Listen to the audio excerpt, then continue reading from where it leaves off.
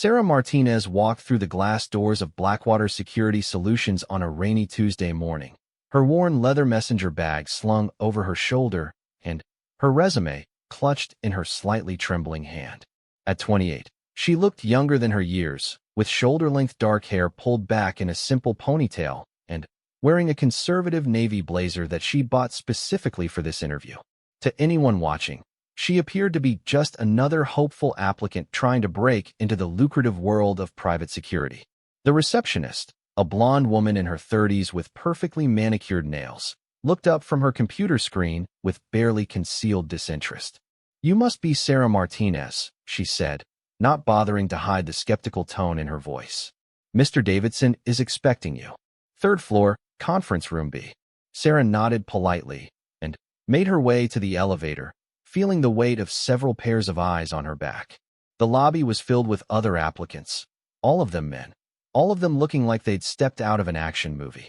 Broad shoulders, military haircuts, the kind of confident swagger that came from years of combat experience. She could hear their whispered comments as the elevator doors closed. What's she doing here? Probably applying for admin work. Maybe she's lost. The third floor was all polished concrete and industrial lighting, with motivational posters featuring tactical teams and weapons training scattered along the walls. Sarah found conference room B and knocked gently on the door. "Come in," came a gruff voice from inside. The room contained a long table surrounded by black leather chairs, and at the head sat Marcus Davidson, the company's head of operations. He was a mountain of a man, easily 6'4" with graying temples and the kind of presence that filled a room. Flanking him were two other men she didn't recognize, both wearing the same skeptical expression she'd encountered downstairs. "Ms. Martinez," Davidson said, gesturing to a chair across from him. "Please have a seat." Sarah settled into the chair, placing her bag beside her and folding her hands on the table. She could feel their eyes assessing her, measuring her against whatever expectations they had for a security contractor. "So," Davidson began, flipping through a folder that she assumed contained her application. "You're applying for a position on our protection detail team. That's interesting." The man to his left, a stern-faced individual with a scar running down his cheek, leaned forward. "Let me be direct, Ms. Martinez. This isn't office work. Our clients are high-value targets. Politicians, CEOs, foreign dignitaries. The threats are real, and the work is dangerous. Are you sure you're in the right place?" Sarah met his gaze steadily. "I'm exactly where I need to be." Davidson raised an eyebrow. "Your resume is sparse. You list some basic security training, a few martial arts classes, and a stint working security at a shopping mall. No military background, no law enforcement experience. What makes you think you can handle protection work at this level?" Before Sarah could answer, the third man spoke up. This one was younger, maybe mid-30s, with the kind of cocky smirk that suggested he thought this entire interview was a waste of time. "Look, no offense, but we're not running a charity here. This work requires serious skills, serious training, and serious physical capabilities. Maybe you should consider applying for our administrative positions instead." Sarah felt the familiar tightness in her chest that came whenever people underestimated her. It was the same feeling she'd had countless times over the years, in situations where her appearance and gender had caused others to dismiss her capabilities before giving her a chance to prove herself. "I appreciate your concern," she said calmly, "but I'm not interested in administrative work. I'm here because I believe I can contribute to your protection teams in ways that might not be immediately obvious." The scarred man laughed, though there was no humor in it. "Contribute how? By looking non-threatening? This isn't a movie, lady. When bullets start flying, you need someone who can return fire accurately and keep their client alive." Davidson held up a hand to silence his colleague. "Ms. Martinez, I'm curious about something. Your application mentions that you're proficient with firearms, but you haven't listed any formal training or certifications. Where did you learn to shoot?" Sarah hesitated for just a moment. This was the part where things always got complicated. "My father taught me when I was young. We spent a lot of time at the range together." "And what did your father do for a living?" Davidson asked, leaning back in his chair. "He was in the military," she answered, keeping her response vague. The young cocky one rolled his eyes. "So you're a military brat who learned to plink at targets. That's not exactly the same as tactical shooting under pressure. Davidson studied her for a long moment, then stood up. You know what? Let's cut through all this speculation. We have a range downstairs. Why don't we see what you can actually do instead of talking about it? Sarah felt a flutter of something between nervousness and excitement. I'd be happy to demonstrate. The group moved to the elevator and descended to the basement level, where Blackwater maintained a state-of-the-art shooting facility. The range was impressive, with multiple lanes, various target systems, and an arsenal of weapons secured behind reinforced glass. As they walked through the facility, Sarah noticed other employees stopping their activities to watch. Word had apparently spread that there was a woman upstairs interviewing for protection work, and now she was being taken to the range for what was clearly intended to be a demonstration of her inadequacy. Standard qualification course, Davidson announced, selecting a Glock 19 from the weapons rack. 7 yards, 15 rounds. You need to score at least 80% to even be considered for further evaluation. The scarred man smirked. Most of our guys can do this blindfolded. Sarah accepted the weapon and checked it with practiced efficiency, her movements automatic and precise. The familiar weight of the pistol in her hands brought back a flood of memories that she quickly pushed aside. This wasn't the time for reflection. She stepped up to the firing line and took her stance. Around her, she could sense the gathering crowd of Blackwater employees, all of them expecting to witness an embarrassing failure that would confirm their preconceptions about women in tactical roles. Davidson activated the target system, sending a standard silhouette target to the 7-yard line. Whenever you're ready. Sarah raised the pistol, acquired her sight picture, and controlled her breathing the way she'd been taught years ago. The range fell silent except for the hum of the ventilation system. She fired her first shot. The sound echoed through the facility, and she could see through her peripheral vision that the shot had hit center mass. Without hesitation, she fired again. And again. Her movements were fluid and precise, each shot following the last in a rhythm that spoke of countless hours of practice. She wasn't just shooting. She was performing a dance she'd learned long ago, muscle memory taking over as her conscious mind focused on sight alignment and trigger control. 15 rounds. 15 rapid, controlled shots that rang out in the confined space like a deadly symphony. When the last shot was fired, she lowered the weapon and engaged the safety, then stepped back from the firing line. The electronic target system automatically retrieved the target and displayed it on the monitor beside the shooting booth. The room fell completely silent. Every single shot had hit the target in what the instructors at Quantico had called the perfect zone, a tight cluster in the center of mass that would have been instantly lethal in a real engagement. But, more than that, the grouping was impossibly tight. Professional-level tight. Military sniper tight. Davidson stared at the monitor for a long moment, then looked at Sarah with new interest. That's impressive shooting. The scarred man had lost his smirk entirely. Lucky day, I guess. Sarah handed the weapon back to Davidson. It wasn't luck. No, Davidson agreed slowly. It wasn't. Where did you say your father served? I didn't, Sarah replied. The younger man stepped forward, his earlier cockiness replaced by something that might have been respect. Look, that's some serious marksmanship, but shooting at a static target in a controlled environment is different from real-world protection work. There's movement, stress, multiple threats, civilian considerations. Before he could finish his thought, Davidson held up his hand again. Actually, let's test that theory. Ms. Martinez, are you willing to participate in a scenario exercise? Sarah nodded. Of course. Davidson turned to his colleagues. Set up Scenario 7.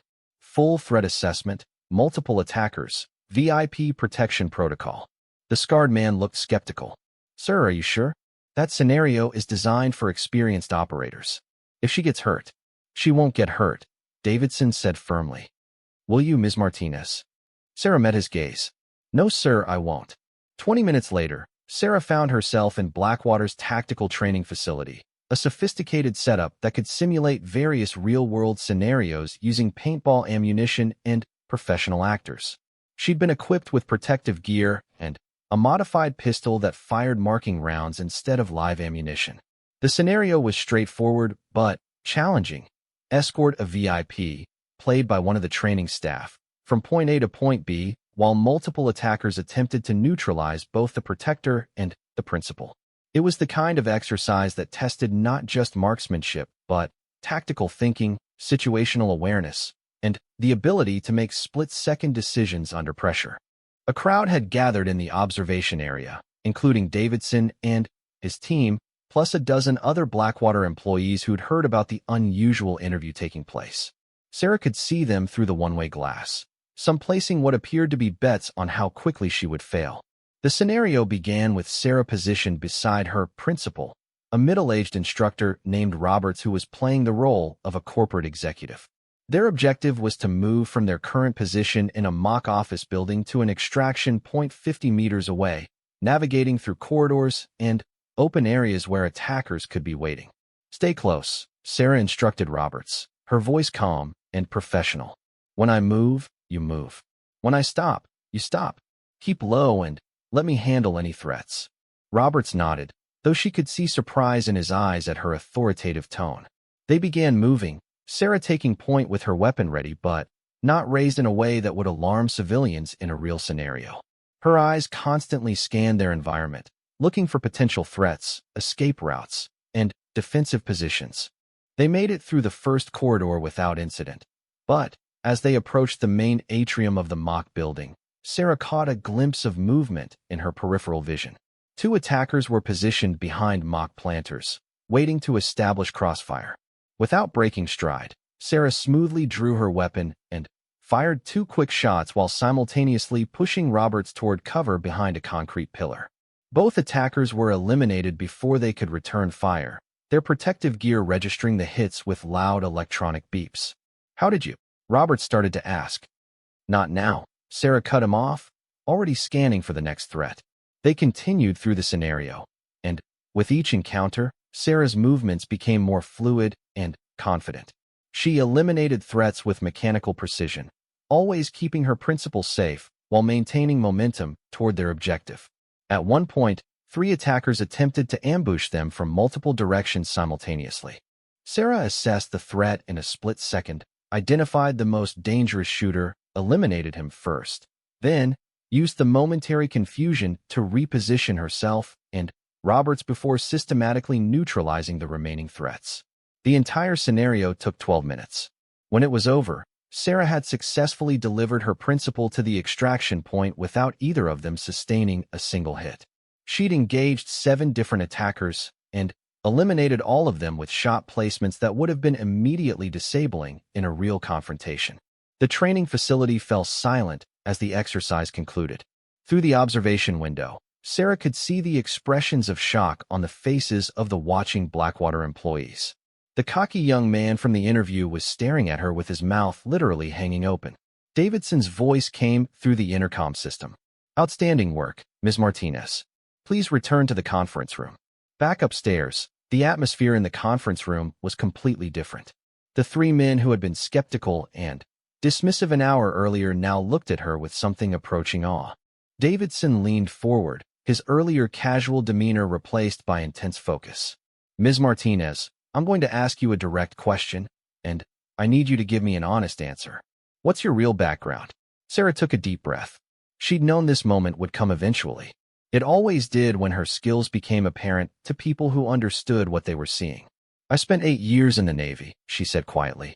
The scarred man's eyes widened. "What rate?" "Special Operations." "SWCC?" the younger man asked, referring to Special Warfare Combatant Craft crewmen. Sarah shook her head. "SEALs." The room fell completely silent. Davidson stared at her for a long moment, then slowly leaned back in his chair. "There are no female Navy SEALs," he said finally. "There weren't," Sarah corrected. "Officially, there still aren't.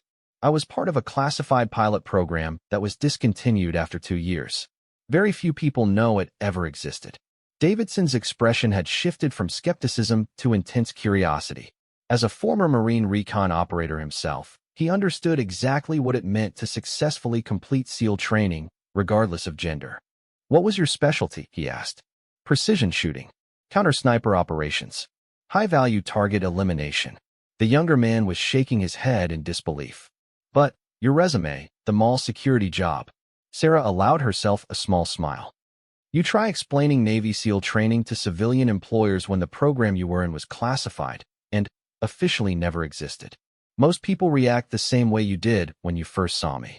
They take one look and decide I'm not capable of serious work. Davidson was nodding slowly, pieces falling into place. So you took whatever jobs you could get while looking for something that would actually utilize your skills. Exactly. The scarred man leaned forward. Why leave the Navy if you were in such an elite program? Sarah's expression darkened slightly. The program was politically motivated. When the political winds shifted, it became convenient to pretend we never existed. I was given the choice of transferring to a conventional role or separating from service. I chose to leave. And now you're here, Davidson said. Now I'm here, hoping to find people who can look past their preconceptions and evaluate someone based on their actual capabilities rather than their appearance. Davidson exchanged glances with his colleagues, then looked back at Sarah. Ms. Martinez, I owe you an apology. We made assumptions based on incomplete information, and that was unprofessional. Apology accepted, Sarah replied. But I should point out that this kind of reception isn't unusual for me. Most people in this industry see a woman and immediately assume incompetence. It's something I've learned to work with. The younger man was still looking stunned.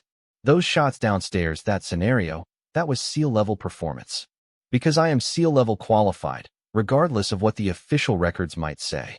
Davidson stood up and extended his hand. Ms. Martinez, I'd like to offer you a position with Blackwater Security Solutions. Senior Protection Specialist, with a starting salary commensurate with your experience and demonstrated abilities. Sarah stood as well and shook his hand. I accept.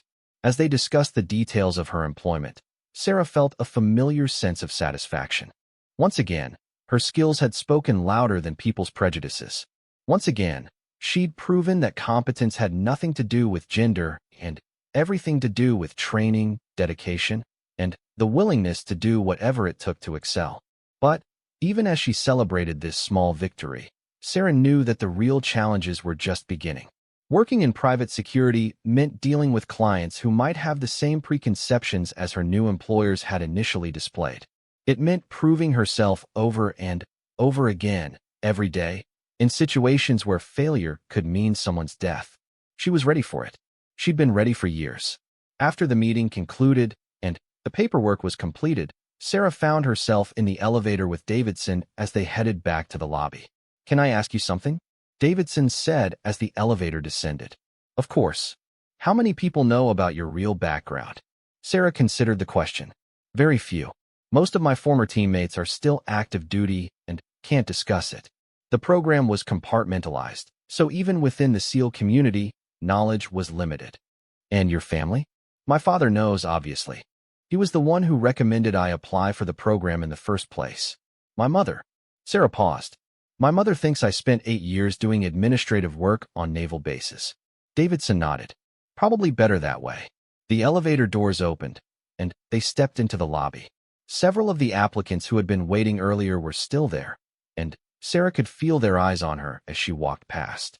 She wondered what they were thinking now, seeing her emerge from what they'd probably assumed would be a quick rejection. Ms. Martinez, Davidson said as they reached the front doors, I want you to know that what happened today was unusual. We don't typically conduct live-fire demonstrations or scenario exercises during initial interviews. Then why did you? Davidson smiled. Instinct, I suppose. Something about your responses, your body language, the way you carried yourself. It suggested there was more to you than appeared on paper. I'm glad we took the time to find out what that was. Sarah stepped out into the rain, which had intensified since her arrival that morning. As she walked toward her car, she reflected on how dramatically things had changed in just a few hours. This morning, she'd been just another unemployed veteran struggling to find work that matched her capabilities. Now, she was about to embark on a career that would actually utilize the skills she'd spent years developing. But, more than that, she'd found an organization that was willing to look past surface appearances and evaluate people based on their actual abilities. It was a rare thing in her experience, and she didn't intend to waste the opportunity. As she drove home through the Seattle traffic, Sarah's phone rang. The caller ID showed her father's number. How did it go, sweetheart? Came his familiar voice. Better than expected, she replied. I got the job. 3 weeks into her employment at Blackwater Security Solutions, Sarah Martinez was already making waves. Not the kind of waves that came from office drama or personality conflicts, but the kind that rippled through the organization when someone consistently performed at a level that exceeded all expectations. Her first assignment had been what Davidson privately called a test run, providing security for a tech executive attending a conference in downtown Seattle. It was meant to be a low-risk assignment, more about observing Sarah's professionalism and client interaction skills than dealing with any serious threats. Instead, it had turned into a masterclass in threat assessment and crisis management. Sarah had identified 3 potential security vulnerabilities in the conference venue within minutes of arriving, spotted 2 individuals conducting surveillance on her principal before they'd even entered the building, and quietly coordinated with local law enforcement to have them detained for questioning. It turned out they were private investigators hired by the executive's ex-wife for a custody dispute, but Sarah's ability to detect and neutralize the potential threat before it could develop had impressed everyone involved. Now, on a gray Monday morning, Sarah sat in the main conference room with the rest of Blackwater's protection team, listening to Davidson brief them on their next major assignment. "Ladies and gentlemen," Davidson began, clicking to the first slide of his presentation, "I want to introduce you to our newest client, Senator Patricia Hawthorne." The projected image showed a distinguished woman in her 50s, with silver hair and the kind of composed expression that suggested years of dealing with political pressure. Sarah recognized her from the news. Hawthorne was the chair of the Senate Intelligence Committee and had been making headlines recently for her vocal opposition to certain defense contracts. "Senator Hawthorne has been receiving credible death threats for the past month," Davidson continued. "The FBI is investigating, but in the meantime, she needs protection. She'll be attending a series of public events over the next 2 weeks, including a major defense industry conference where she's scheduled to deliver the keynote address." Jake Morrison, the scarred veteran who had been skeptical of Sarah during her interview, raised his hand. "What's the nature of the threats?" "Specific and detailed," Davidson replied grimly. "Someone with knowledge of her schedule, her personal habits, and her security protocols. The FBI believes we're dealing with a professional, possibly someone with military or intelligence background." Sarah felt a familiar tightness in her stomach. This was exactly the kind of high-stakes protection work she'd been trained for, but it was also the kind of assignment where a single mistake could have catastrophic consequences. "Team assignments," Davidson continued. "Morrison, you'll be team leader. Henderson and Rodriguez will handle advance work and perimeter security. Martinez, you'll be close protection." The room fell silent. Close protection meant being directly responsible for the principal's safety, staying within arm's reach during public appearances, and being prepared to take a bullet if necessary. It was typically assigned to the most experienced team member.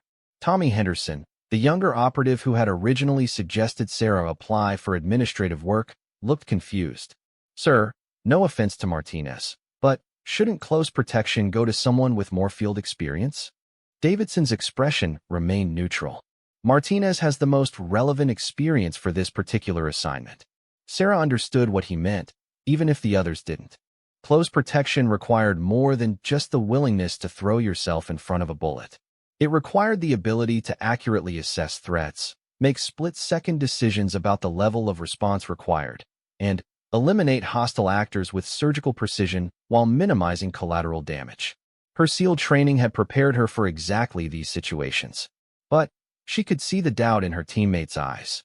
Despite her impressive performance during the hiring process, they still saw her as an unknown quantity. She was about to become responsible for protecting one of the most important political figures in the country, and they weren't sure she was ready. "Any questions?" Davidson asked. Morrison cleared his throat. "When do we start?" "Today. Senator Hawthorne is flying in this afternoon for a dinner event at the Fairmont. Martinez, I want you at the airport for the arrival. The rest of the team will secure the venue." 2 hours later, Sarah stood in the VIP arrival area of Seattle-Tacoma International Airport, wearing a dark suit and an earpiece that connected her to the rest of the team. She'd spent the intervening time studying every detail of Senator Hawthorne's file, memorizing the faces of known associates, potential threats, and anyone else who might have legitimate reason to approach the principal. Her position near the gate gave her clear sight lines to all the major access points, while keeping her close enough to the arrival area to intercept the senator immediately upon deplaning. She'd already identified 2 airport security officers, 1 federal air marshal, and what appeared to be an advanced FBI agent positioned throughout the terminal. "Phoenix team, this is Control," came Davidson's voice through her earpiece. "Senator's flight is on final approach. ETA 10 minutes. Copy, Control." Phoenix 1 has eyes on the arrival area, no threats identified. Morrison responded from his position near the main entrance. Sarah keyed her microphone. Phoenix 4, positioned and ready. As she waited, Sarah found herself thinking about the last time she'd provided close protection for a high-value target. It had been in Afghanistan, protecting a visiting State Department official who was conducting sensitive negotiations with local tribal leaders. That operation had gone sideways quickly when insurgents attempted an assassination using a vehicle-borne improvised explosive device. Sarah's quick thinking and accurate rifle work had prevented what could have been a diplomatic catastrophe. But that had been in a war zone, where the rules of engagement were clear and everyone understood that lethal force was not only authorized but expected. Protecting a U.S. senator on American soil required a completely different approach. The threats could be just as deadly, but the response had to be measured, proportional, and cognizant of civilian safety and legal implications. Flight 347 from Washington, D.C., now arriving at Gate A-12, announced the airport's public address system. Sarah shifted slightly, checking her sidearm for the dozenth time and scanning the growing crowd of people waiting for passengers. Most appeared to be legitimate travelers, but she noticed one man in a business suit who seemed more interested in watching the security personnel than looking for arriving passengers. "Phoenix 4 to team, I have a possible surveillance subject. Male, approximately 40 years old, dark suit, position near the magazine stand to my left. He's been watching our positions for the past 5 minutes." "Copy, Phoenix 4, came Morrison's reply. "Phoenix 2, can you get a visual?" Henderson's voice crackled through the comm system. Moving to visual confirmation. "Okay, I see him. Running facial recognition now." Sarah kept the man in her peripheral vision while maintaining her primary focus on the gate area. Passengers were beginning to deplane, and she could see Senator Hawthorne's security detail emerging first, 2 FBI agents in standard protective formation. "Phoenix 2 to team, facial recognition negative on surveillance subject. No match in threat database. Continue monitoring," Morrison ordered. Senator Hawthorne appeared at the gate, and Sarah got her first in-person look at the woman she would be protecting. The senator was smaller than she'd appeared in photographs, maybe 5'6", but she carried herself with the kind of confident bearing that commanded attention. She was accompanied by 2 staffers and the FBI detail, moving in a tight formation toward the main terminal. Sarah fell into step beside the group, positioning herself on the senator's left side, where she could observe potential threats while maintaining a clear line of sight to the FBI agents. Her training had taught her to work seamlessly with other protection details, never competing for authority, but always ready to respond if the primary security failed. "Senator Hawthorne," she said quietly as they walked, "I'm Sarah Martinez from Blackwater Security. I'll be part of your protection detail during your stay in Seattle." The senator glanced at her with sharp, intelligent eyes. "Ms. Martinez, I have to say, you're not quite what I expected when I requested additional security." Sarah had heard variations of this comment countless times over the years. "No, ma'am, I probably aren't. But I assure you that my appearance has no bearing on my ability to keep you safe." Senator Hawthorne smiled slightly. "I'm sure it doesn't. In fact, I suspect that people consistently underestimating you might actually be one of your greatest assets in this line of work." "Yes, ma'am, it has been." They reached the main terminal without incident, but Sarah noticed that the man in the business suit had moved to maintain visual contact with their group. She touched her earpiece and subvocalized into her microphone. "Phoenix 4, surveillance subject is mobile and maintaining contact. Recommend we treat this as a potential threat. Phoenix 1 copies. All units maintain heightened awareness." The ride to the Fairmont Olympic Hotel passed smoothly, with Morrison driving the lead vehicle while Sarah sat in the back seat with Senator Hawthorne and her chief of staff. The FBI detail followed in a second vehicle, maintaining standard protective convoy procedures. During the 20-minute drive, Sarah found herself impressed by the senator's composure. Most principals she protected had been nervous during transportation, constantly asking questions about security procedures or expressing anxiety about potential threats. Senator Hawthorne, however, spent the time reviewing her speech notes and discussing policy details with her staff, showing no apparent concern about the death threats that had necessitated her security detail. "Senator," Sarah said as they approached the hotel, "when we arrive, I'll need you to stay close to me until we're inside the secure area. The hotel has been swept and cleared, but the transition from vehicle to building is always the most vulnerable moment." "Understood," the senator replied without looking up from her notes. The arrival at the Fairmont went smoothly, with hotel security and additional FBI agents forming a protective corridor from the vehicle to the entrance. Sarah stayed within arm's reach of Senator Hawthorne throughout the movement, her eyes constantly scanning for threats while trusting her teammates to handle perimeter security. It wasn't until they were safely inside the hotel's secure conference area that Sarah allowed herself to relax slightly. The evening's event was a small dinner for major Democratic donors, held in a private dining room that had been thoroughly vetted by the advance team. "Phoenix 4 to control," she reported through her comm system. "Principal is secure. Beginning venue security sweep. Copy, Phoenix 4. Good work on the arrival." Sarah spent the next hour conducting a detailed security assessment of the dining room and its surroundings.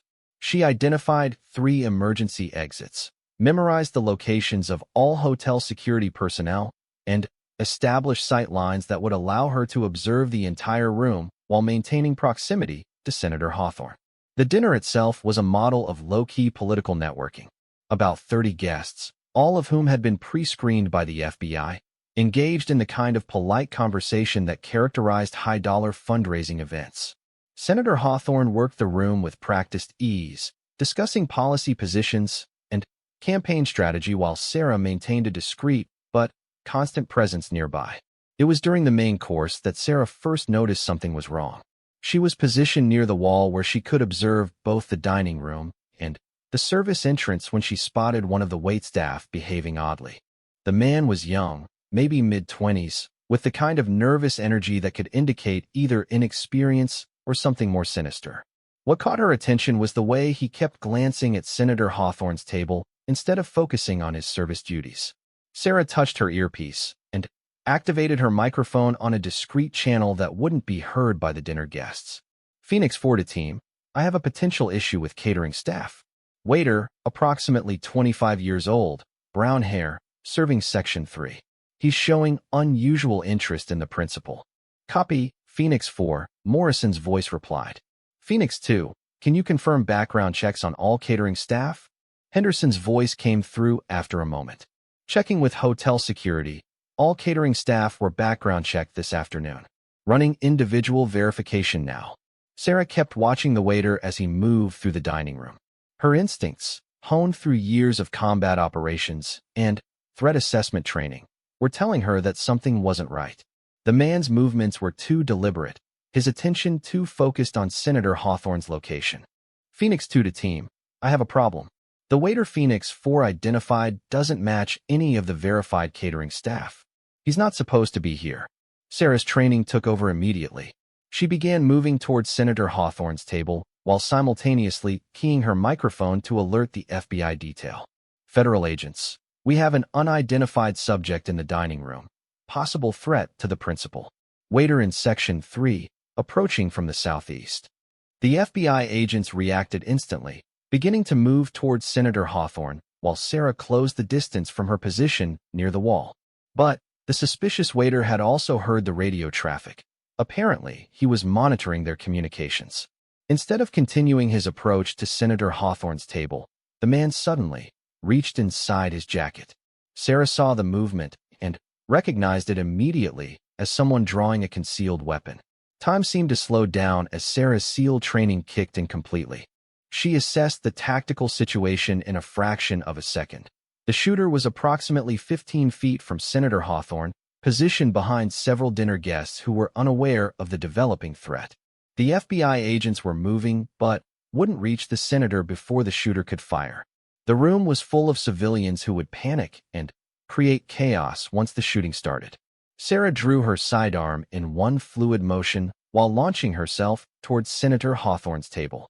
She covered the distance in 3 quick strides, arriving just as the fake waiter raised his pistol toward the senator. "Gun!" Sarah shouted, hoping to alert the other diners to take cover while simultaneously tackling Senator Hawthorne and driving her to the floor behind the relative protection of the heavy dining table. The shooter's first shot went wide, striking the wall where Senator Hawthorne had been sitting just seconds earlier. Sarah rolled, using the table as cover while drawing a sight picture on the hostel. The dining room erupted in chaos as guests screamed and dove for cover. Sarah ignored the pandemonium around her and focused on the threat. The shooter was trying to maneuver for a better angle, but Sarah's movement to protect Senator Hawthorne had disrupted his plan. "Stay down," Sarah commanded the senator, who was pressed against the floor beside her. The shooter fired again, this time at Sarah's position. The bullet struck the table leg inches from her head, sending splinters of expensive hardwood flying. Sarah responded immediately with 2 precise shots center mass. The fake waiter dropped instantly, his weapon clattering across the polished floor as he collapsed. Sarah maintained her sight picture for another few seconds, ensuring the threat was neutralized before holstering her weapon and turning her attention back to Senator Hawthorne. "Are you hurt, Senator?" she asked, helping the older woman to her feet. "No, I'm fine," Senator Hawthorne replied, her voice remarkably steady considering what had just happened. "Thank you, Ms. Martinez." The FBI agents reached their position moments later, weapons drawn, and searching for additional threats. Morrison and the rest of the Blackwater team arrived seconds after that, having responded to the gunshots from their positions throughout the hotel. "Area secure," reported the senior FBI agent after a quick sweep of the dining room. "Single shooter neutralized." Sarah looked around the room at the terrified dinner guests and the overturned furniture. Despite the chaos, everyone appeared to be unharmed except for the shooter, who was being attended to by paramedics even though it was clear that Sarah's shots had been fatal. "Phoenix 4 to control," she reported through her comm system. "Principal is safe. Threat neutralized. No friendly casualties." Davidson's voice came through her earpiece immediately. "Outstanding work, Phoenix 4. Emergency response teams are en route. Maintain security until FBI can assume control of the scene." As police and federal agents flooded into the hotel, Sarah found herself thinking about how quickly everything had changed. Less than 4 hours ago, this had been a routine protection assignment. Now she was standing in a crime scene, having just killed someone in the line of duty for the first time since leaving the Navy. Senator Hawthorne approached her as FBI agents began interviewing witnesses and processing evidence. "Ms. Martinez, I want you to know that you saved my life tonight. That man would have killed me if you hadn't acted when you did." Sarah nodded professionally. "Just doing my job, Senator." "No," Senator Hawthorne said firmly. "You did much more than your job. You put yourself between me and a gunman without hesitation. That level of courage and skill is rare in any profession."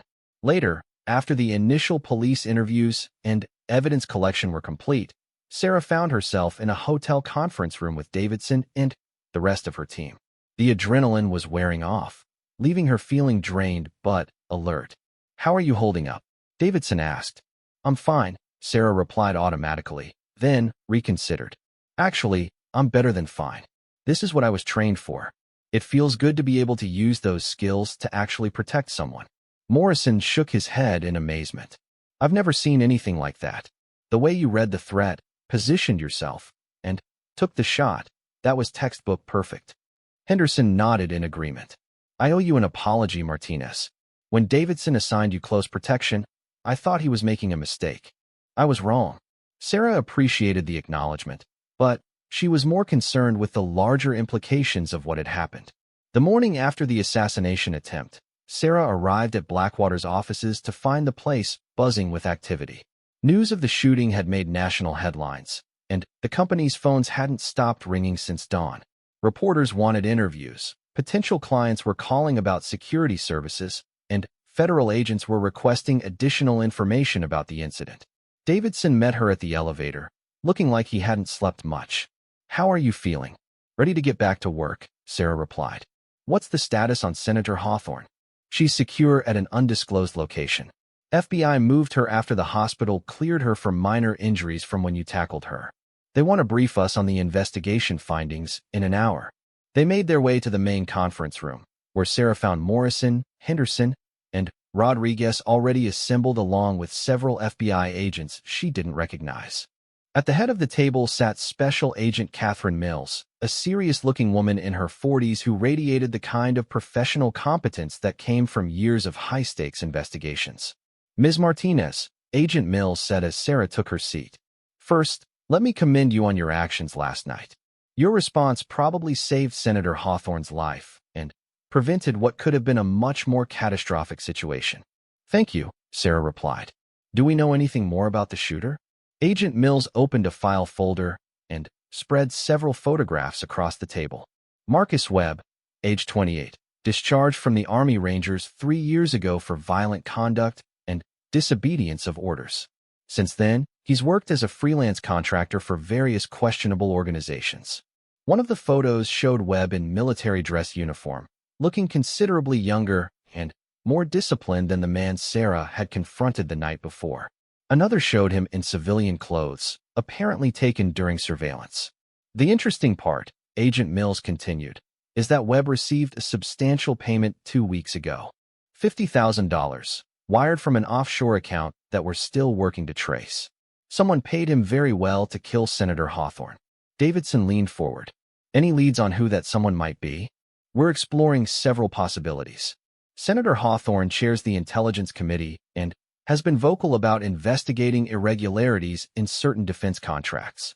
She's made enemies in both political and business circles." Sarah studied the photographs while listening to the briefing. Something about Webb's background was bothering her, though she couldn't quite identify what it was.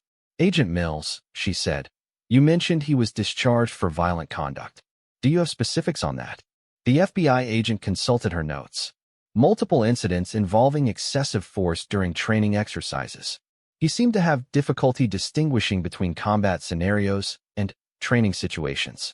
His commanding officers noted that he appeared to enjoy inflicting violence more than was appropriate for a soldier. That explained the feeling Sarah had been having. Webb hadn't just been a professional killer. He'd been someone who enjoyed the work. That made him more dangerous than a simple hired gun. But it also made him more likely to make mistakes driven by ego rather than tactical considerations. "There's something else," Agent Mills continued. "We found evidence in Webb's hotel room suggesting he wasn't working alone. Communication equipment, surveillance photos of Senator Hawthorne taken over several days, detailed floor plans of the hotel. This was a coordinated operation." Morrison spoke up. "How many people are we talking about?" "Unknown at this point. But we have to assume there are others involved, and that they might make another attempt." Davidson turned to Sarah. "The senator wants to continue with her scheduled appearances. The Defense Industry Conference is tomorrow, and she insists on delivering her keynote address as planned." Sarah felt a familiar tightness in her chest. Protecting a principal who insisted on maintaining a public schedule after an assassination attempt was one of the most challenging scenarios in the protection business. Every appearance was an opportunity for hostile actors to try again. "What's the venue like?" she asked. Agent Mills slid another set of documents across the table. "Seattle Convention Center, main auditorium. 2,000 seats, multiple access points, underground parking, and about a dozen different ways someone could get a clear shot at the podium." Sarah studied the floor plans and venue specifications. The convention center was a security nightmare. Too many people, too many sight lines, too many variables to control completely. "We'll need to completely revise our security protocols," she said, her mind already working through the tactical considerations. "The standard close protection model won't work in an environment like this." "What do you recommend?" Davidson asked. Sarah looked around the table at the faces watching her. Just 3 weeks ago, these people had dismissed her as unqualified for protection work. Now they were asking for her tactical assessment of a complex security operation. "Counter-sniper operations," she said without hesitation. "If there are other people involved in this conspiracy, they'll know that trying to get close to Senator Hawthorne won't work after last night." The next logical step is a long-range shot during a public appearance. Agent Mills nodded. That matches our assessment. We're positioning FBI sharpshooters on buildings around the convention center. Good. But not enough, Sarah continued. We need someone inside the venue as well, positioned to observe the audience and identify threats before they can take a shot. Morrison looked confused. You mean like a plainclothes officer in the crowd? No, Sarah said, a plan beginning to form in her mind. I mean a counter-sniper positioned in the venue itself, with clear sight lines to every potential shooting position in the auditorium. Davidson studied the floor plans. Where would you position someone like that? Sarah pointed to a section of the architectural drawings. The lighting booth, upper level. It's elevated, has excellent sight lines to the entire auditorium, and most people won't even notice it's occupied. And who exactly did you have in mind for this counter-sniper position? Agent Mills asked, though her tone suggested she already knew the answer. Me, Sarah replied calmly. I have the training and experience for this type of operation. It's what I did in the Navy. The room fell silent for a moment as everyone processed what she was proposing. Finally, Davidson spoke. Sarah, that would mean you couldn't provide close protection for Senator Hawthorne during the speech. Morrison can handle close protection. He's got the experience and the skills. But if someone tries to take a long-range shot at the senator, I'm the only one here qualified to stop them. Agent Mills looked skeptical. Ms. Martinez, with all due respect, counter-sniper operations in an urban environment with civilians present requires extremely specialized training. The margin for error is essentially zero. Sarah met her gaze steadily. Agent Mills, I've conducted over 30 counter-sniper operations in Afghanistan and Iraq. I've made shots at ranges exceeding 800 meters in urban environments with significant civilian populations. This is exactly the kind of work I was trained to do. Henderson whistled softly. 800 meters? That's nearly half a mile. Confirmed kills, Sarah added matter-of-factly. All in situations where missing would have resulted in American deaths. Davidson was studying the floor plans again, his expression thoughtful. It's unconventional, but it might work. The question is whether the FBI will authorize it. Agent Mills was quiet for a long moment, clearly weighing the options. I need to see your military records before I could approve something like this. My records are classified, Sarah replied. But I can give you the name of my former commanding officer, Captain Michael Thompson, currently stationed at the Pentagon. He can verify my qualifications. I'll make some calls, Agent Mills said finally. If your credentials check out, we'll consider it. 2 hours later, Sarah found herself in Blackwater's armory, selecting equipment for the next day's operation. Agent Mills had spoken with Captain Thompson, who had apparently provided a glowing recommendation for Sarah's sniper capabilities despite the classified nature of her service record. The weapon she chose was a Remington 700 chambered in .308 Winchester, equipped with a high-magnification scope and a suppressor to reduce the sound signature. It was similar to the rifle systems she'd used during her Navy service, familiar enough that she could operate it instinctively under stress.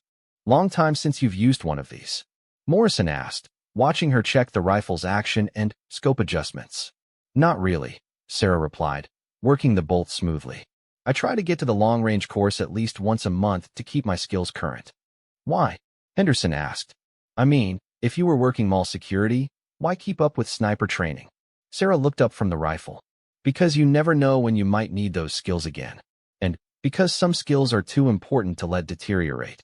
She spent the rest of the afternoon at Blackwater's training range, zeroing the rifle and confirming her shooting positions. The muscle memory came back immediately. The careful breathing techniques, the precise trigger control, the mental calculations for wind speed and target movement that made the difference between a successful shot and a missed opportunity. At 800 yards, shooting at targets the size of a human head, Sarah put 5 consecutive shots into a group smaller than a playing card. Davidson, who had come out to observe her practice session, shook his head in amazement. I've seen a lot of good shooters over the years, he said. But that's exceptional even by military standards. It has to be, Sarah replied, making a minor adjustment to her scope. When you're shooting in an environment with civilians, there's no such thing as close enough. Every shot has to be perfect. That evening, Sarah sat in her apartment reviewing the convention center floor plans for the dozenth time, memorizing sight lines, and potential shooting positions. She'd already identified 7 locations within the auditorium where a hostile sniper could take an effective shot at the podium, and 3 more in adjacent buildings that would require coordination with the FBI's perimeter teams. Her phone rang just after 10 o'clock. The caller ID showed Senator Hawthorne's number. Ms. Martinez? I hope I'm not calling too late. Not at all, Senator. How can I help you? I wanted to speak with you before tomorrow's event. The FBI has briefed me on the security arrangements, including your proposed counter-sniper position. Sarah waited, unsure where this conversation was heading. I want you to know, Senator Hawthorne continued, that I understand what you're doing. Putting yourself in that position, taking responsibility for protecting me and everyone else in that auditorium, that takes a special kind of courage.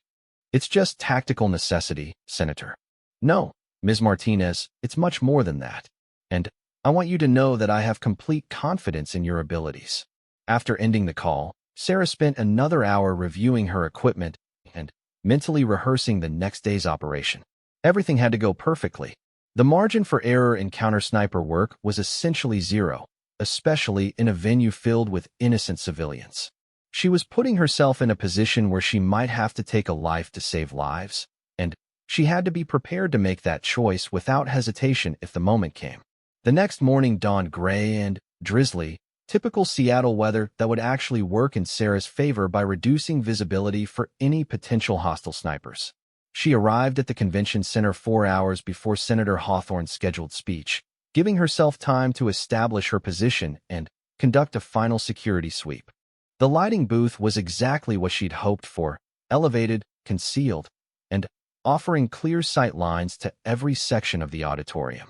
She positioned her rifle on a stable platform she'd constructed from equipment cases, tested her radio communications with the rest of the security team, and settled into wait. Phoenix 4 to control, she reported through her earpiece. Counter-sniper position established.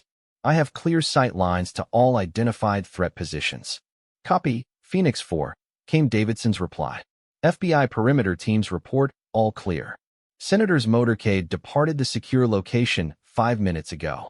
Sarah adjusted her scope and began systematically scanning the auditorium as it filled with conference attendees.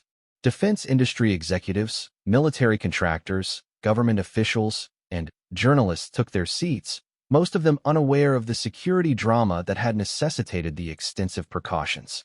Through her scope, she could see Morrison positioned near the stage, looking professional and alert in his dark suit. Henderson and Rodriguez were stationed at strategic points throughout the venue, while FBI agents maintained both visible and concealed positions throughout the building. Phoenix team, this is control. Senator's motorcade is approaching the venue. Sarah adjusted her position and continued scanning. So far, everyone in the auditorium appeared to be legitimate attendees, but she knew that professional operatives could blend seamlessly into any crowd. Senator Hawthorne's arrival went smoothly, with the security teams moving her from the underground parking garage to a secure holding area without incident. Sarah maintained overwatch throughout the process, her scope moving methodically across potential threat positions. Phoenix 4, this is Phoenix 1, came Morrison's voice through her earpiece. Principal is secure backstage. Speech begins in 15 minutes. Sarah acknowledged and continued her surveillance. It was during these final minutes before a principal's public appearance that attacks were most likely to occur. Any hostile operatives would be making their final preparations, moving into position, and preparing to execute their plan. She was scanning the upper sections of the auditorium when she spotted something that made her blood run cold. In the far corner of the balcony level, partially concealed behind a structural pillar, a man in dark clothing was assembling what appeared to be a rifle. The weapon was compact, probably a disassembled sniper rifle that he'd smuggled into the venue piece by piece. Phoenix team, this is Phoenix 4. I have a hostile sniper, upper balcony, section L, behind the support pillar. He's assembling a weapon and appears to be targeting the podium. Copy, Phoenix 4. Morrison replied immediately. Can you neutralize? Sarah adjusted her scope and calculated the shot. The target was approximately 400 meters away, partially concealed, and surrounded by civilian attendees who were unaware of the threat developing nearby. Affirmative. I have a clear shot, but I need everyone to be ready to move fast once I take it. This is going to cause panic. FBI teams are moving to secure the area. Agent Mills reported through the comm system. Phoenix 4, you are authorized to engage. Sarah controlled her breathing and settled into her shooting position. Through her scope, she could see the hostile sniper completing assembly of his weapon and beginning to acquire a sight picture on the stage area where Senator Hawthorne would appear in just a few minutes. The shot would have to be perfect, miss by even an inch, and she could hit an innocent civilian. Hit the target, but not incapacitate him immediately, and he might still get a shot at Senator Hawthorne. Sarah had made shots like this before, but never with so many variables and so much at stake. The success of the entire security operation, and quite possibly Senator Hawthorne's life, depended on her ability to place a single bullet exactly where it needed to go. She acquired her target, controlled her breathing, and slowly squeezed the trigger. The suppressed rifle made only a soft coughing sound, but through her scope, Sarah could see the immediate effect. The hostile sniper dropped instantly, his weapon clattering to the floor of the balcony as FBI agents who had been moving to his position rushed forward to secure the area. Target neutralized, Sarah reported calmly. Area secure. The rest of the operation proceeded without incident. Senator Hawthorne delivered her keynote address to a packed auditorium, most of the attendees never knowing how close they'd come to witnessing a political assassination. Later, as Sarah packed up her equipment in the lighting booth, she reflected on how dramatically her life had changed in just a few weeks. She'd gone from unemployment and uncertainty to playing a crucial role in protecting one of the most important political figures in the country. But more than that, she'd proven to herself and others that her skills and training had value in the civilian world. She'd found a place where her experience as a Navy SEAL could be used for something meaningful and important. Agent Mills appeared in the doorway of the lighting booth just as Sarah was finishing her equipment check. Hell of a shot, the FBI agent said simply. 6 months after the Senator Hawthorne protection detail, Sarah Martinez had become something of a legend within the private security industry. Word of her performance during the assassination attempts had spread quickly through the tight-knit community of protection specialists, and Blackwater Security Solutions was receiving requests specifically for her services. She sat in Davidson's office on a Thursday morning, reviewing files for their next major assignment. The rain was coming down hard outside the Seattle headquarters, creating rivulets on the windows that reflected the gray November sky. "This one's different," Davidson said, sliding a thick folder across his desk. "International scope, high political sensitivity, and a client who specifically requested you by name." Sarah opened the folder and studied the first page. The client was Dr. Elena Vasquez, a renowned scientist and human rights activist who had been nominated for the Nobel Peace Prize for her work documenting war crimes in Eastern Europe. She was scheduled to testify before the International Criminal Court in The Hague next month, and intelligence sources indicated that several parties had strong motivations to prevent her testimony. "What's the threat assessment?" Sarah asked, flipping through surveillance photos and intelligence reports. "Multiple vectors," Davidson replied grimly. "Dr. Vasquez has been investigating war crimes committed by a paramilitary organization that has ties to several governments and criminal enterprises. Her testimony could expose high-level corruption and potentially destabilize some very powerful people." Sarah studied a photograph of Dr. Vasquez, a woman in her 50s with prematurely gray hair and the kind of determined expression that suggested someone who had seen too much suffering and was committed to doing something about it. "The interesting part," Davidson continued, "is that she's not just any scientist. Dr. Vasquez has a background in military intelligence. She knows how these organizations operate, which makes her both a more valuable witness and a more challenging principal to protect." "How so?" "She's not going to follow standard protection protocols without understanding the reasoning behind them. She's going to ask questions, suggest alternatives, and generally behave like someone who thinks tactically rather than just following orders." Sarah nodded. She'd worked with military and intelligence personnel before, and they could be some of the most challenging principles to protect precisely because they understood the security business well enough to second-guess their protection details. "What's our timeline?" Dr. Vasquez arrives in Seattle tomorrow for a week of pre-testimony interviews with international prosecutors. After that, we accompany her to The Hague for the actual court proceedings. Sarah felt a familiar surge of anticipation. International protection work was complex and demanding, involving coordination with foreign security services, navigating different legal jurisdictions, and dealing with threat vectors that could come from state-sponsored operatives rather than just criminal organizations. Team composition? She asked. You'll be team leader this time, Davidson said, and Sarah couldn't hide her surprise. Sir, your performance over the past 6 months has been exceptional. The Senator Hawthorne detail, the tech executive extraction in Portland, the witness protection operation in Vancouver. You've proven yourself in every conceivable scenario. It's time you took point on a major operation. Sarah felt a surge of professional satisfaction mixed with the weight of responsibility. Leading a protection detail meant being ultimately responsible for every decision, every tactical choice, every success or failure. Who's on the team? Morrison as your second-in-command, Henderson for advance work and technical support, Rodriguez for perimeter security, and we're adding 2 new people, former FBI agent Janet Walsh for liaison work and a specialist named David Chun for electronic surveillance countermeasures. The next morning, Sarah stood in the VIP arrival area of SeaTac International Airport, this time wearing the earpiece that marked her as team leader. Her tactical approach had evolved significantly over the months, incorporating lessons learned from each operation and refining techniques that worked best in civilian environments. Dr. Vasquez's flight was arriving from Geneva, where she'd spent the previous month in protective custody while international prosecutors prepared her testimony. The intelligence briefings had indicated at least 3 different organizations with the motivation and capability to prevent her from reaching The Hague. Control, this is Phoenix Actual, Sarah spoke into her microphone, using her new call sign as team leader. Team is in position for principal arrival. Copy, Phoenix Actual, came Davidson's voice from the operations center. Flight is on final approach. FBI liaison reports no unusual activity detected during overnight surveillance.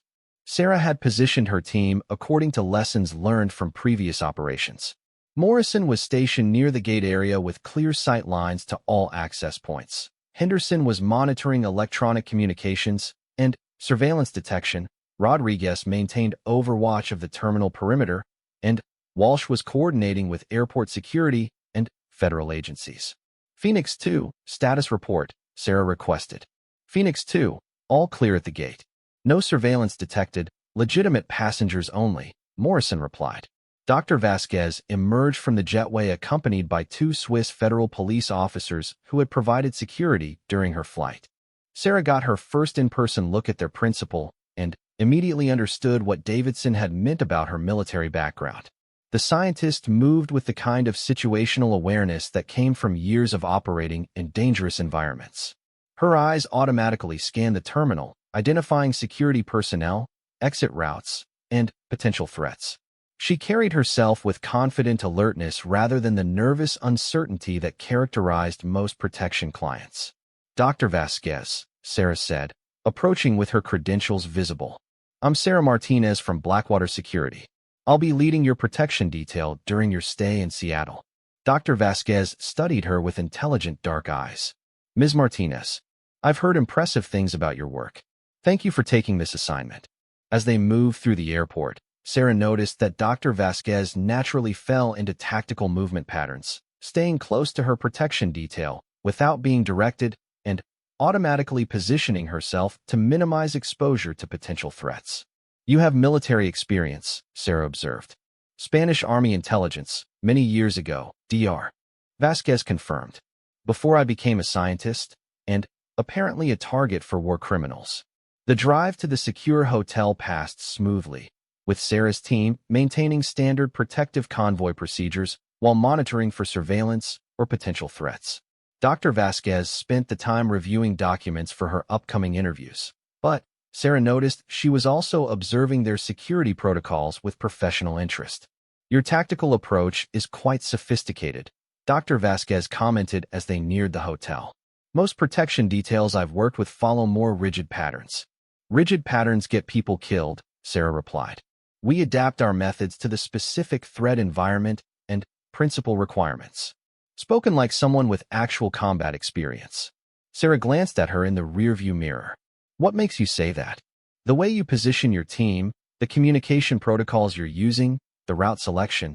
These aren't techniques learned from textbooks. Where did you serve? Navy Special Operations, Sarah answered, then decided to test her principal's discretion. SEAL teams, specifically. Dr. Vasquez raised an eyebrow. That explains the competence level. And also why they assigned you to protect someone like me. What do you mean? Ms. Martinez, the people who want to stop my testimony aren't common criminals or even typical terrorist organizations. They're sophisticated, well-funded, and they have access to military-grade equipment and training. They've already made 2 attempts on my life in Europe using tactics that suggest state-level operational capabilities. Sarah felt her stomach tighten. The briefing materials had mentioned previous threats, but not attempts that had reached the level of actual operational execution. What kind of attempts? She asked. Professional surveillance teams attempted kidnapping using false law enforcement credentials, and a sniper attack that was only prevented because I happened to change my route at the last minute. These aren't amateurs, Ms. Martinez. They're professionals, probably with military or intelligence backgrounds similar to yours. The hotel check-in proceeded without incident, but Sarah's mind was already working through the implications of what Dr. Vasquez had told her. If they were dealing with state-sponsored operatives, the threat level was significantly higher than the standard criminal or terrorist scenarios her team typically faced. Phoenix, actual to team. She spoke into her radio once Dr. Vasquez was secure in her suite. Conference room in 15 minutes. We need to revise our threat assessment. The team meeting was sobering. When Sarah shared what Dr. Vasquez had told her about the previous attempts, the mood in the room shifted from professional confidence to serious concern. State-sponsored means they could have resources we can't match, Henderson pointed out. Professional surveillance, technical intercept capabilities, possibly even diplomatic cover for operatives. Walsh, the former FBI agent, nodded grimly. I've worked cases involving foreign intelligence services. They don't play by the same rules as criminal organizations. They'll use diplomatic immunity, compromise local officials, and employ tactics that civilian protection details aren't equipped to handle. Morrison leaned forward. What are our options? Sarah had been thinking about exactly that question since leaving the airport. We assume that everything we do is being monitored. We change our protocols constantly to prevent pattern recognition. We coordinate extensively with federal agencies who have counterintelligence capabilities. And we prepare for scenarios that go beyond standard protection work. What kind of scenarios? Rodriguez asked. Kidnapping attempts using official-looking credentials. Attacks that look like accidents but are actually assassinations. Compromise of local law enforcement or hotel security. Essentially, we plan for an enemy that has the resources of a national government rather than just a criminal organization. Over the next 3 days, Sarah's team provided security for Dr. Vasquez during a series of meetings with international prosecutors.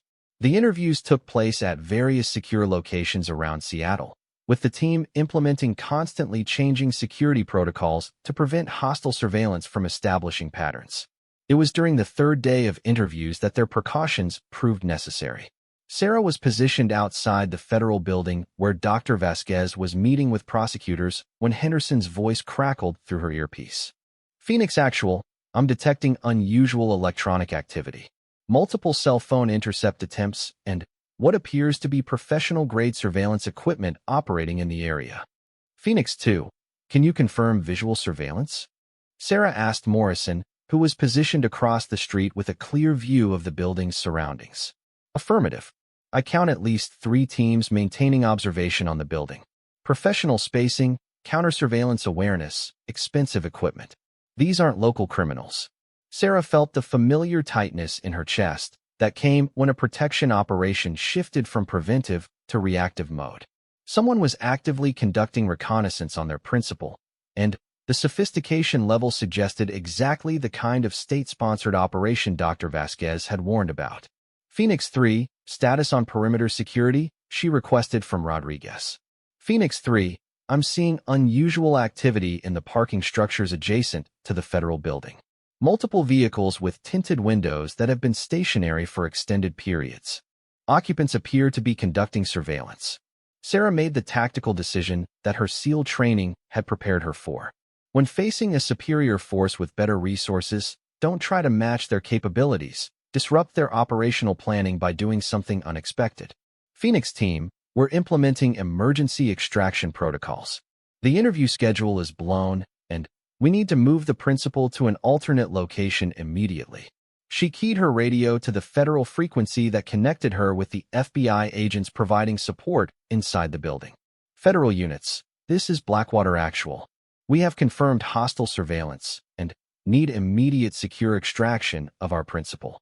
The response was immediate and professional. Within minutes, federal agents had escorted Dr. Vasquez to a secure area within the building, while Sarah's team coordinated an extraction that would bypass the surveillance teams they'd detected. Phoenix Actual to team. We're using Exit Route Charlie with federal convoy support. All units prepare for possible hostile interdiction during movement. Exit Route Charlie involved leaving the federal building through an underground connection to the adjacent courthouse. Then, moving through a series of underground parking areas before emerging at a location several blocks away, where clean vehicles were waiting. The extraction went smoothly. But, as they moved through the underground passages, Sarah caught glimpses of the sophistication they were dealing with. The surveillance teams didn't just disappear when their target left the building. They repositioned to maintain coverage on likely extraction routes. They know our protocols, she realized, speaking to Morrison as they moved through the courthouse basement. Either they've been monitoring our communications, or they have someone on the inside with knowledge of federal security procedures. What's our move? Morrison asked. We go completely off script. No more coordination with local agencies. No more standard protection protocols. From now on, we operate like we're in hostile territory with no external support. Dr. Vasquez, who had been observing their security procedures with professional interest, spoke up as they reached the extraction vehicles. Ms. Martinez, I believe you're correct about the level of sophistication we're facing. These people have been tracking my movements for months. They know standard protection protocols better than most security professionals. Which means we stop using standard protocols, Sarah replied. From here on, we operate according to special operations principles. Assume every communication is monitored, every location is compromised, and every contact with external agencies is potentially providing information to hostile actors. The safe house Sarah had selected was a private residence in a residential neighborhood outside Seattle, chosen specifically because it had no connection to official government facilities or standard protection industry resources. It was a place where they could establish security on their own terms rather than relying on protocols that might be compromised. As her team settled into defensive positions around the property, Sarah found herself thinking about how much her role had evolved since joining Blackwater. She'd gone from being the unknown quantity on a protection team to leading operations against state-sponsored threats. It was exactly the kind of work her SEAL training had prepared her for, but applied in a civilian context with very different rules of engagement. That evening, as she reviewed intelligence reports and planned security for Dr. Vasquez's upcoming departure to The Hague, Sarah's secure phone rang. The caller ID showed Davidson's number. Sarah, we have a problem, came his voice without preamble.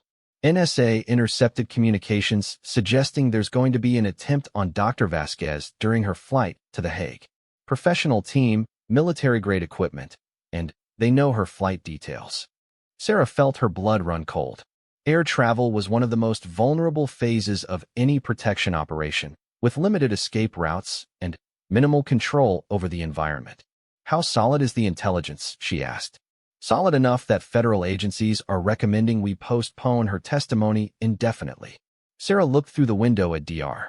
Vasquez, who was reviewing her testimony notes in preparation for what might be the most important legal proceeding of her career. Postponing her testimony would effectively hand victory to the people who had been trying to silence her. Thank you. I ran the ballistics. 412 meters. Moving target, civilian environment. That's the kind of shooting that ends up in training manuals. Sarah shouldered her rifle case. It's the kind of shooting that keeps good people alive. As she prepared to leave the convention center, Sarah's phone buzzed with a text message from Senator Hawthorne. Thank you again. Your country is lucky to have someone with your skills protecting its citizens. Sarah smiled as she read the message. For the first time since leaving the Navy, she felt like she was exactly where she belonged. The shooter knew our radio frequencies, she pointed out. That suggests either sophisticated surveillance or inside information. We need to assume this was part of a larger conspiracy. Davidson's expression was grim. The FBI is already working that angle. They've identified the shooter as Marcus Webb, former Army Ranger with a dishonorable discharge for conduct violations. No known political affiliations, but he was definitely being paid by someone. Which means there could be more attempts, Sarah concluded. Exactly.